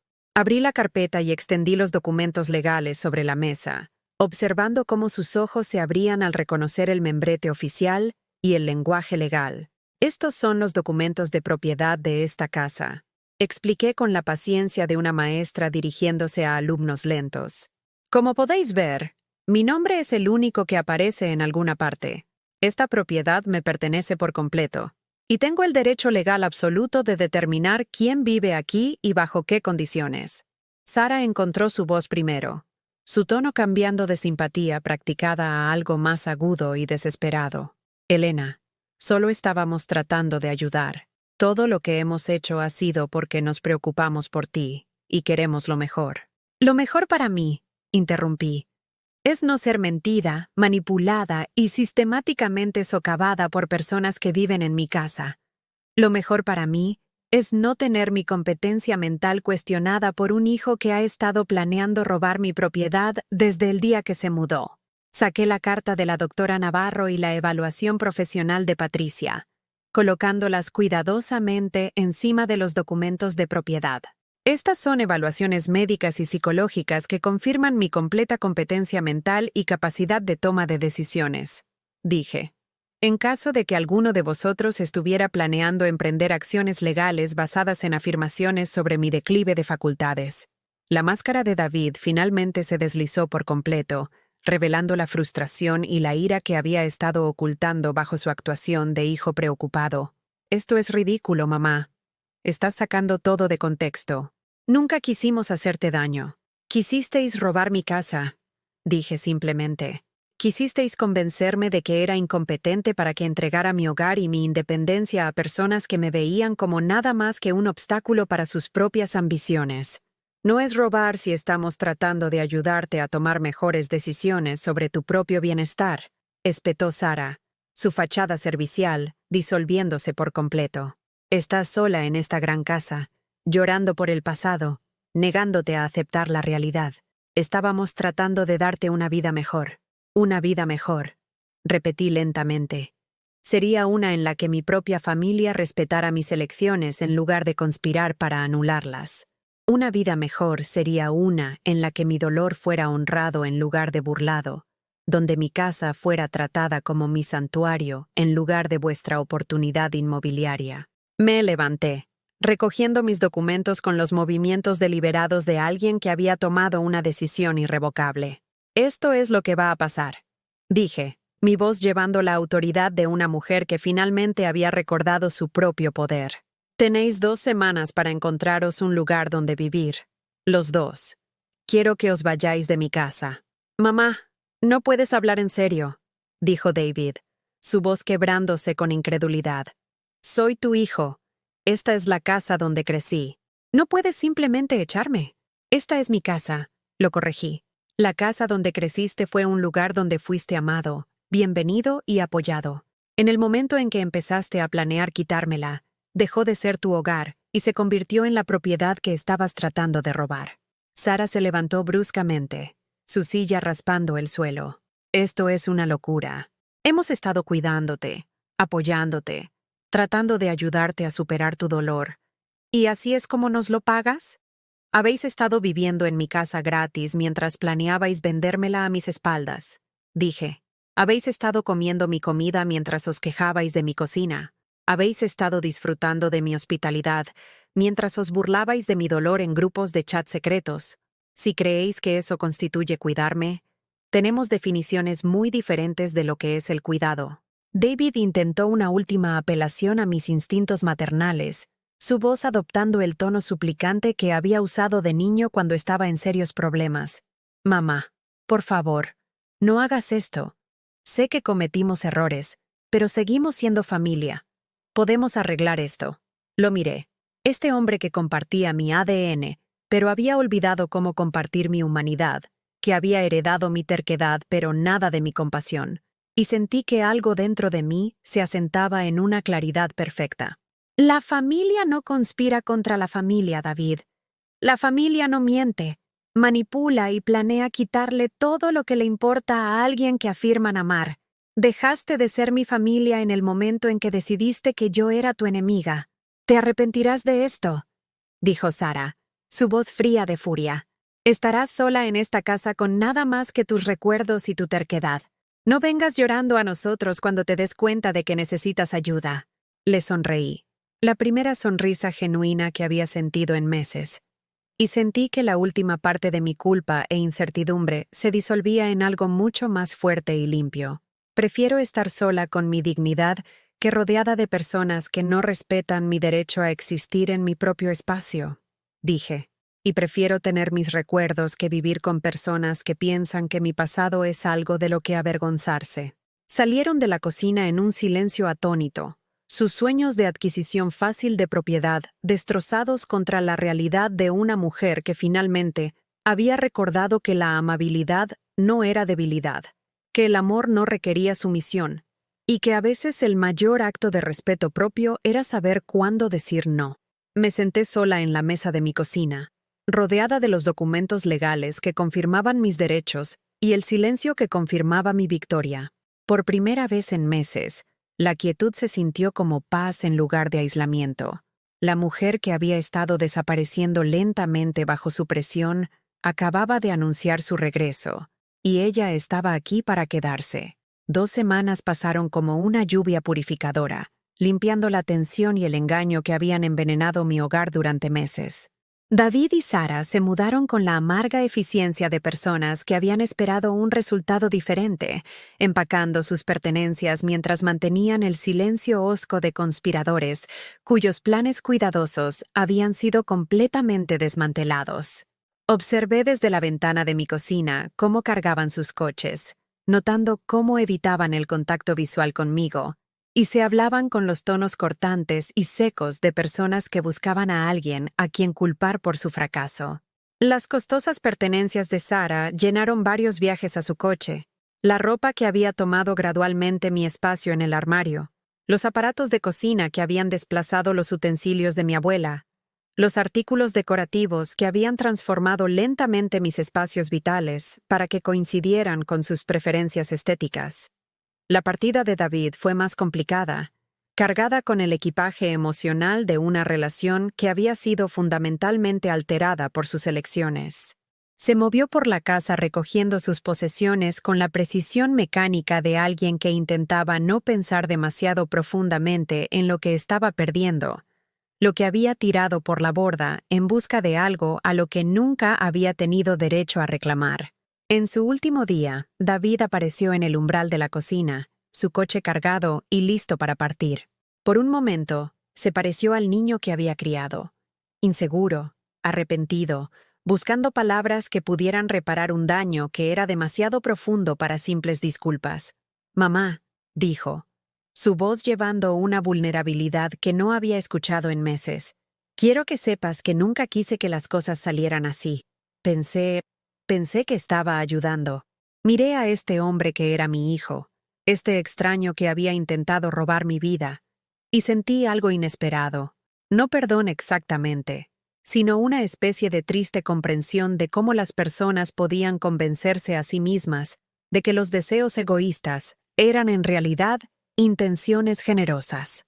«David», dije en voz baja, «pensaste que te estabas ayudando a ti mismo. Hay una diferencia». Se encogió ante la precisión de mi evaluación, la forma en que la verdad a veces golpea más fuerte que la ira o las acusaciones. Tal vez algún día podamos hablar de esto cuando todo no sea tan reciente, cuando ambos podamos ver las cosas con más claridad. Tal vez, acepté. Aunque ambos entendimos que algunos puentes, una vez quemados, dejan paisajes cambiados para siempre. Pero esa conversación solo ocurrirá cuando estés listo para reconocer lo que realmente hiciste aquí, no cuando hayas construido una versión más cómoda de los acontecimientos que te haga sentir mejor acerca de tus elecciones. Sara apareció detrás de él, su rostro marcado con las líneas duras de alguien que había decidido que la dignidad requería mantener su posición incluso en la derrota. «Elena, espero que seas feliz aquí sola con tus recuerdos. Espero que sean suficientes para mantenerte abrigada cuando seas vieja y realmente necesites ayuda y no quede nadie a quien le importes». La maldición estaba destinada a herir, a plantar semillas de duda sobre mi decisión de elegir la soledad sobre su compañía. Pero había aprendido algo importante durante estas semanas de reclamar mi espacio. Estar sola no era lo mismo que sentirse sola, y estar rodeada de personas que no te respetaban era la situación más solitaria de todas. «Sara», dije con genuina lástima, «espero que algún día aprendas que el amor no es algo que le quitas a la gente. Es algo que das libremente, y solo crece cuando se comparte honestamente». Después de que se fueron, caminé lentamente por mi casa, habitación por habitación, notando cuán diferente se sentía todo. Los mismos muebles, las mismas paredes, las mismas ventanas que habían enmarcado mi vida durante 30 años, pero la atmósfera había cambiado por completo.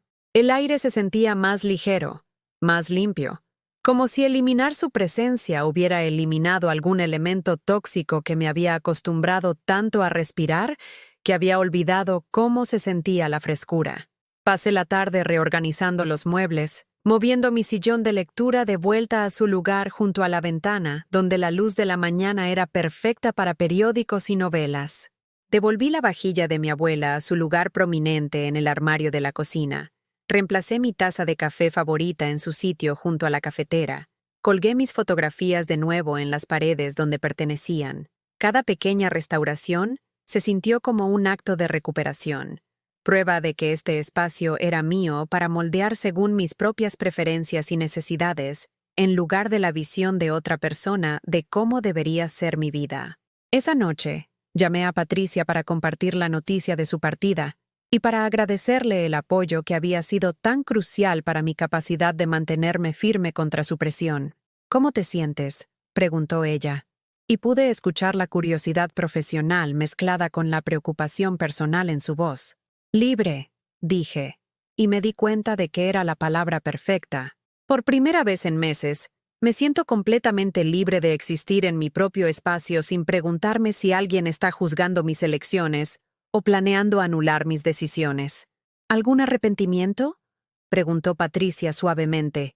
¿Sobre defenderme? Ninguno. ¿Sobre perder mi relación con David? Hice una pausa, considerando la pregunta honestamente. Me entristece en lo que él eligió convertirse, pero no me arrepiento de haberme negado a permitir su transformación en alguien que podía tratar a su madre como un obstáculo a gestionar en lugar de una persona a respetar. La mañana siguiente, trajo una visita inesperada. Carmen había conducido desde Miami sin previo aviso, apareciendo en mi puerta con la expresión decidida de una hermana que había presentido una crisis y había respondido con acción inmediata.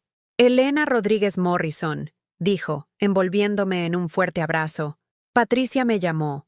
Dijo que habías estado pasando por un infierno y finalmente habías luchado para salir de él.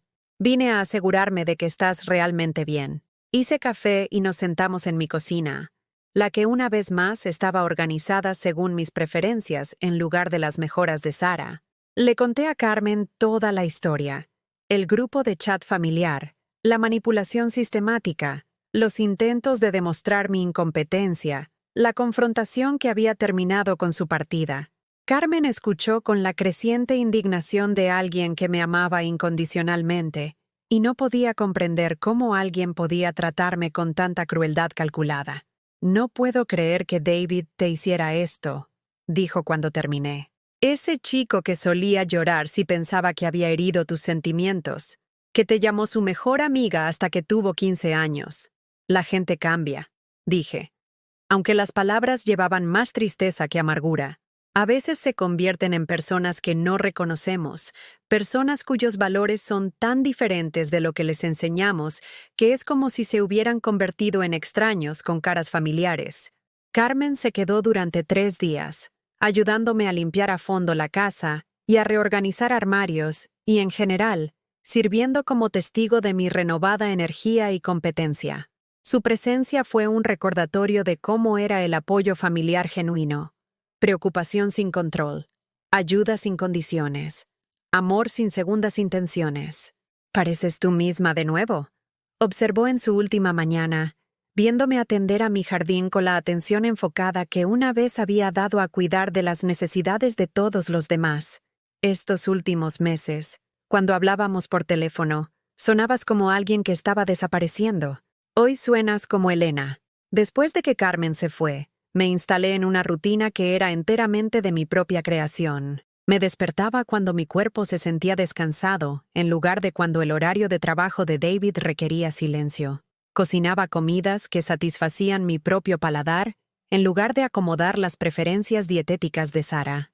Veía programas de televisión que me interesaban en lugar de evitar los programas casposos, que aparentemente habían molestado a mis antiguos compañeros de casa. Lo más importante, comencé a reconectarme con los intereses y actividades que había abandonado durante mi periodo de dolor y posterior manipulación. Me reincorporé al club de lectura que había dejado cuando Roberto murió, descubriendo que las mujeres allí habían extrañado mi perspectiva y mis ideas. Me ofrecí como voluntaria en el centro de alfabetización donde había trabajado antes del matrimonio, encontrando una profunda satisfacción en ayudar a adultos a desarrollar habilidades de lectura que mejorarían sus vidas. Incluso comencé a tener citas, de forma tentativa y cuidadosa, pero con el conocimiento de que a los 55 años todavía era capaz de formar nuevas conexiones y experimentar compañerismo que se basaba en el respeto mutuo en lugar de la conveniencia financiera o la obligación familiar. 3 meses después de la partida de David y Sara, recibí una carta que demostró cuán completamente había escapado de sus intentos de controlar mi futuro. Era de la agente inmobiliaria a la que David había contactado, informándome que habían retirado mi propiedad de sus listados preliminares y disculpándose por cualquier confusión sobre mis intenciones con respecto a la venta. Aparentemente, David había continuado contactando a inmobiliarias incluso después de nuestra confrontación, todavía con la esperanza de encontrar alguna manera de presionarme para vender. Pero sin mi firma, sin mi consentimiento, sin mi cooperación, sus planes se habían desmoronado en nada. La casa seguía siendo mía, como siempre lo había sido legalmente, como seguiría siéndolo mientras yo eligiera vivir allí. 6 meses después, recibí un tipo diferente de carta, una nota breve de David, escrita con su caligrafía cuidada, expresando lo que podría haber sido el comienzo de un remordimiento genuino. «Mamá», decía, «he estado pensando mucho en lo que pasó, en las cosas que dije e hice. Estoy empezando a entender que me convencí a mí mismo de que estaba ayudando cuando en realidad solo estaba tomando. No sé si alguna vez podrás perdonarme, pero quiero que sepas que lo siento. Lo siento de verdad. No solo siento que mis planes no funcionaran». Leí la carta 3 veces, buscando señales de manipulación o justificación egoísta, pero encontrando solo lo que parecía ser un auténtico reconocimiento de haber actuado mal. No era suficiente para restaurar nuestra relación. Se había hecho demasiado daño.